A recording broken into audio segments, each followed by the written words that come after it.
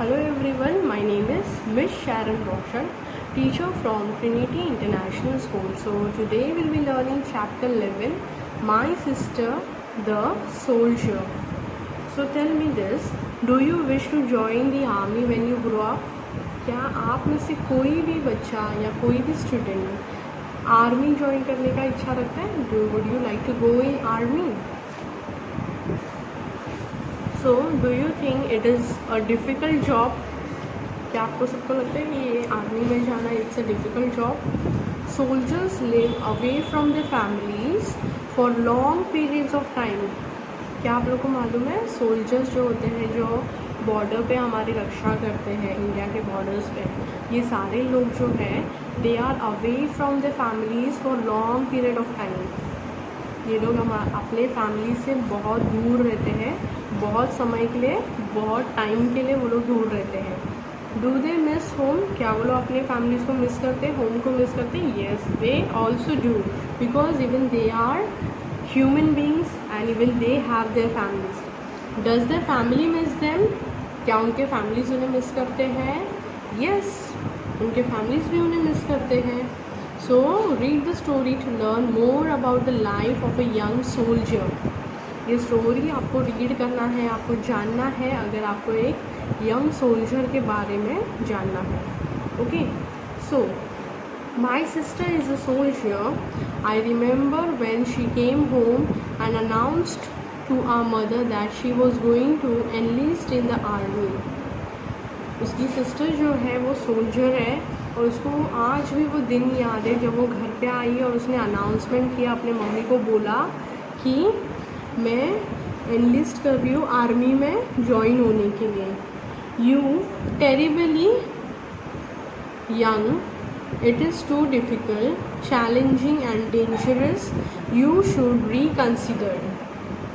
It is terribly young, तू बहुत ज़्यादा यंग है. ओके, वो बहुत ज़्यादा डिफ़िकल्ट काम होता है. चैलेंजिंग यानी कि हार्ड एंड डेंजरस काम होता है. यू शुड रिकन्सिडर यानी कि कंसिडर और थिंक अगेन. तुम्हें इस चीज़ पे फिर एक बार सोचना चाहिए. My sister Darlene said, I am 18 already, which is old enough and through the army I will be able to make progress. क्या बोलती है कि मैं अभी 18 हूँ. I am old enough to take my decisions. So what does Darlene says? That she was old enough to take her own decisions, and through the army she would get all the progress in her life what she wanted to be there. Okay, so Darlene was ready to go for the army. As she was 18, she was well matured to take the decision of her own, right? So right now all I can get is a part-time job while I go to the community college. क्या बोलती है, अभी के लिए फ़िलहाल मुझे एक part time job मिल सकता है if I go to community college. Community college यानी कि college for students from the local community. I need to have a career, not a part time job. बोलती मुझे एक करियर चाहिए, मुझे एक पार्ट टाइम जॉब नहीं चाहिए. I need a college education and the army will pay for that when I finished my tour of duty. बोलती मुझे कॉलेज का एजुकेशन चाहिए और उसके लिए पे करने के लिए अगर मैं आर्मी का टूर कंप्लीट करती हूँ, उनका ड्यूटी कंप्लीट करती हूँ, तो आर्मी मुझे मेरे कॉलेज के एजुकेशन के लिए पे करेगी. So this is about my future. सो ये सारा चीज़ें प्रोसेस जो है ये सारी मेरे फ्यूचर से रिलेटेड है. So my mother cried and said, if there is a war you will be in dangerous situation. उसकी मम्मी रोना चालू कर देती है और बोलती है कि अगर कोई वॉर वगैरह होगा तो तुम बहुत डेंजरस सिचुएशन में रहोगे. I said, they don't send women to fight on the front lines in wars, so they are not in a great danger. क्या बोली वो कि लड़कियों को वो लोग वॉर में नहीं, फ्रंट लाइन में नहीं भेजते हैं. ठीक है, सो इसीलिए मेरे लिए कोई भी डेंजर नहीं होने वाला है. Darlene said, don't worry, I am cautious, cautious यानी कि वेरी केयरफुल। डार्लिंग क्या बोलती है कि तुम लोग चिंता मत करो, मैं बहुत केयरफुल रहूँगी। I won't take unnecessary risk, बोलती है कि मैं अननेसेसरी जो बिना मतलब के रिस्क होते वो मैं नहीं उठाने वाली। Despite that promise my mother stayed worried, इतना बोलने के बावजूद भी उसकी मम्मी क्या करती है, चिंता करती है, सोचते रहती है। My sister went to training camp for 3 months and when she return she said I am glad I enlisted. उसकी बहन क्या करती है, 3 months के ट्रेनिंग कैंप के लिए जाती है और बोलती है आई एम ग्लैड, मैं बहुत प्राउड फील कर रही हूँ कि मैंने आर्मी के इसमें ट्रेनिंग में लिस्ट में अपना नाम डाला। इट वॉज वाइज डिसीजन, बोलती वो बहुत बड़ा डिसीजन था। द ट्रेनिंग वॉज चैलेंजिंग, क्या बोलती है, the training was very hard and challenging. We had to get up at 5 every morning, वो लोग को हमेशा एवरी डे 5 o'clock उठना होता था। द वर्क वॉज डिमांडिंग यानी कि needing a lot of patience and effort. We drilled यानी कि we practised a lot but we learned many skills, बोलती कि हमने बहुत ज़्यादा प्रैक्टिस किया और हमने बहुत सारे स्किल्स सीखे वहाँ पे। You have to be on time and follow all the directions, बोलती कि तुम्हें टाइम पे होना चाहिए हमेशा और तुम्हें हर एक डायरेक्शंस को फॉलो करना है। दे कीप यू ऑक्यूपाइड, वो लोग हमेशा अपने आपको ऑक्यूपाइड रखें, ऑक्यूपाइड यानी कि बिज़ी, हमेशा आपको बिज़ी रखेंगे। So you don't get bored, इसीलिए तुम कभी वहाँ पे बोर्ड होगे ही नहीं। I like the other recruits यानी कि recently enlisted soldiers in my platoon यानी कि military unit. We supported each other in the exercises, हम एक दूसरे को एक्सरसाइज करने में सपोर्ट करते थे। My mother said I am proud of you but I am still concern, उसकी मम्मी क्या बोलती है कि मैं तुम्हारे लिए बहुत प्राउड फील करती हूँ, मुझे बहुत अच्छा लगता है कि तुम आर्मी में हो, लेकिन फिर भी मुझे तुम्हारे बारे में टेंशन होता है, वरीज होता है। I am always worried about you. Don't worry mom, if I do get sent to the war zone I will be extremely careful. अगर कभी, मम्मी को बोलती मम्मी तुम चिंता मत लो, अगर कभी ऐसा हुआ कि मैं वॉर के जोन में मुझे भेजा गया है तो मैं बहुत ज़्यादा अपना केयर करूँगी।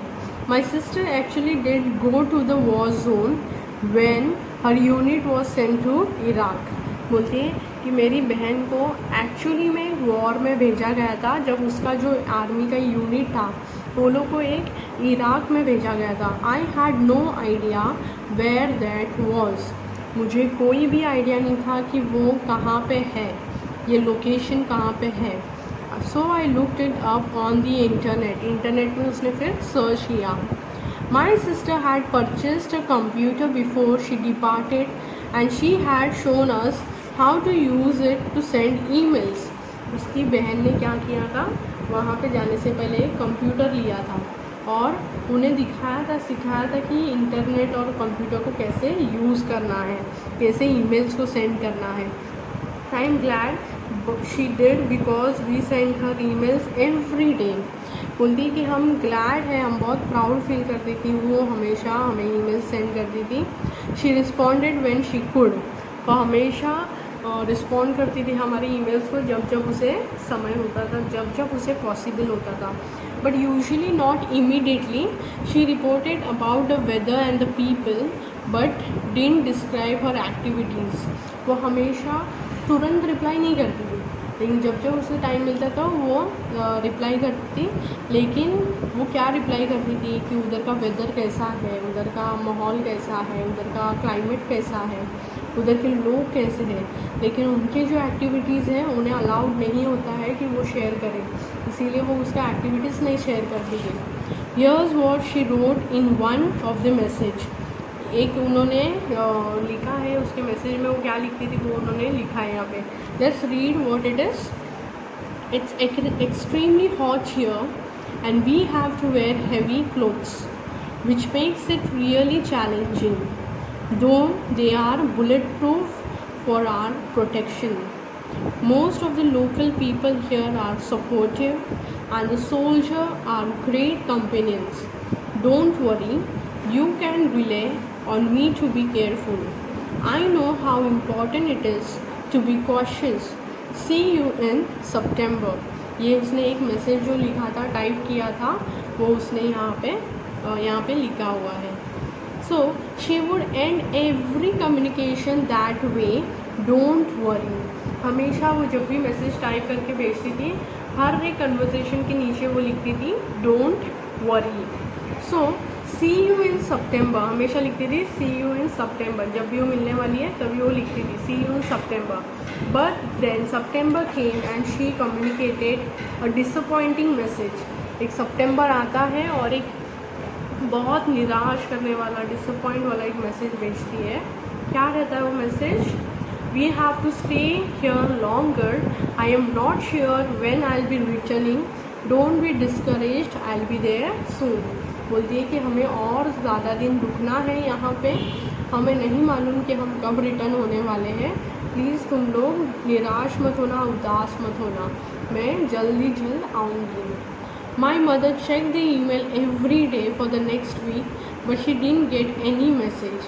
उसकी मम्मी हमेशा हर वीक के इसमें चेक करती रहती थी email. She was increasingly concerned, and then she got a reassuring note.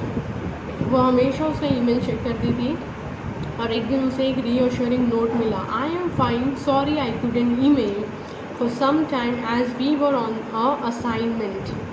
an assignment. Don't worry, I am being careful.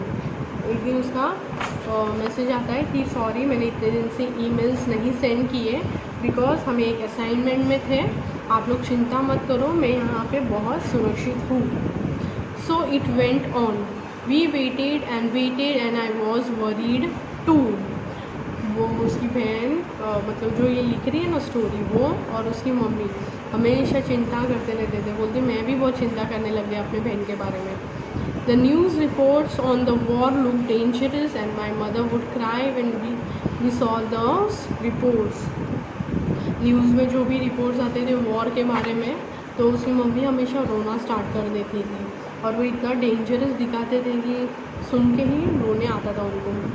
October went by, then November, then it was December. My mother bought some presents for my sister and dispatched यानी कि sent off something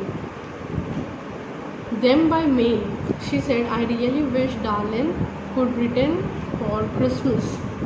Every time someone knocked on the door, she hoped it might be darling coming home to surprise us, but she didn't get her wish. हमें उसकी mummy चाहती थी Christmas में उसकी बेटी जो है घर आ जाए और साथ में वो लोग सेलिब्रेट करें. इसलिए उसकी मम्मी क्या करती है, गिफ्ट लेकर आती है और वो डिस्पैच करती है, रेडी करती है उसको बेचने के लिए. और हमेशा जब भी घर पे नॉक होता था या डोरबेल रिंग होती थी तो उसकी मम्मी कूद के जाती थी ये सोच के कि उसकी बेटी उसे सरप्राइज़ करने तो नहीं आई. But she didn't get her wish. उसका विश पर लेकिन पूरा नहीं होता था.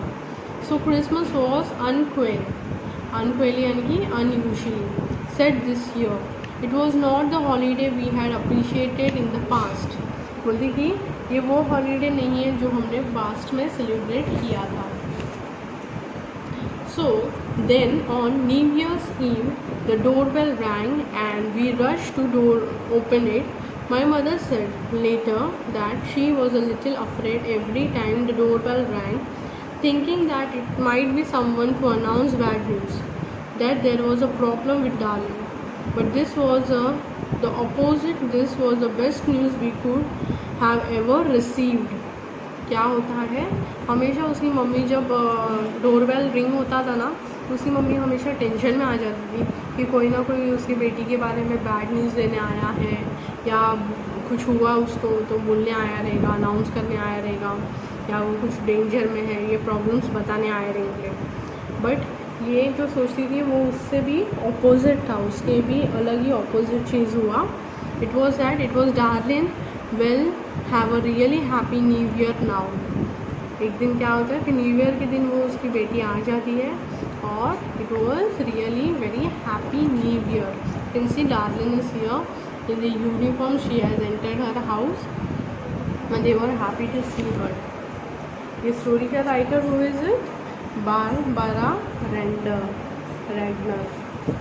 So the question answers, you have to write it down through your answer keys. Okay.